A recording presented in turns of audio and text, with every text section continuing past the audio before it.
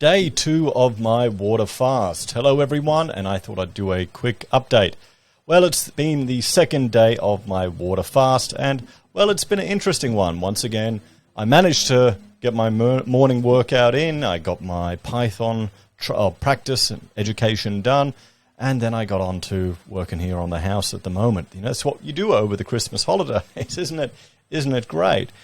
But an interesting thing with the second day, now my sense of smell has gone into hyperdrive. When my wife was cooking, I can smell it like anything. So at the other house behind me, she was there cooking up some nice steak, and I could just not stop smelling it. Even melting the tallow, I could smell it. So yeah, third day is going to be really hard, because I also went shopping. I took all the girls shopping, and we went and did our monthly shop, and I was buying so much meat, so much food, and then of course all these fantastic foods that I want to eat were open and on display when I arrived home. So I've managed to stick to it. I've pretty much gotten through most of the second day. I'll have to keep going. But I also thought I would answer a few of your questions that people have asked me from the last video, the last update. So from Angie, she's asking me here, do I have diabetes? Because I mentioned, among other things, and she's talking about her son, who started up his own YouTube channel, and good luck to him, a gaming channel, a tough gig. How she's reversed diabetes with diet, because I mentioned I measure my blood glucose level. I bought a little blood glucose level so I can monitor my ketones, and normally I'd be measuring my ketones every day, but I only got one strip left. I've used them all up, and they're about $1 each, so I'll just measure it at the end of this week. But I'm measuring my glucose to see how it's going.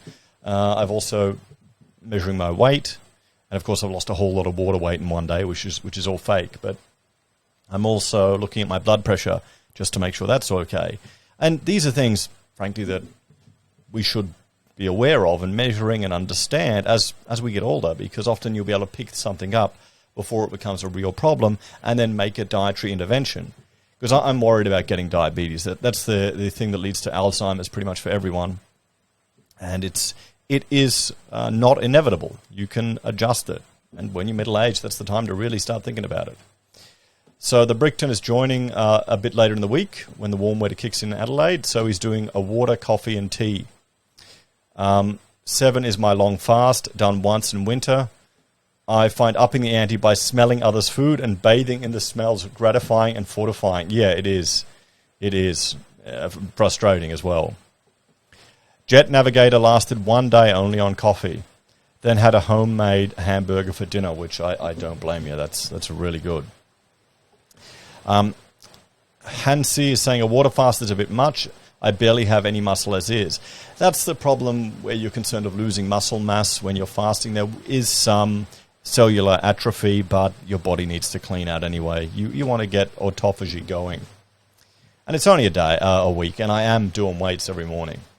It's been on keto for a month, but stopped losing weight, so decided to give it another go. So they're on day 2 of their OMAD. OMAD is a really good idea. 1 meal a day. It's just a good habit to get into.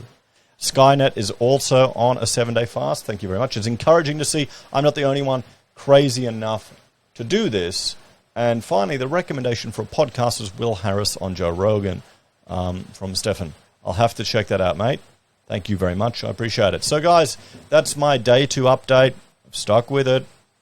I'm starting to get the hunger pain, starting to notice it, but it's all fun and games.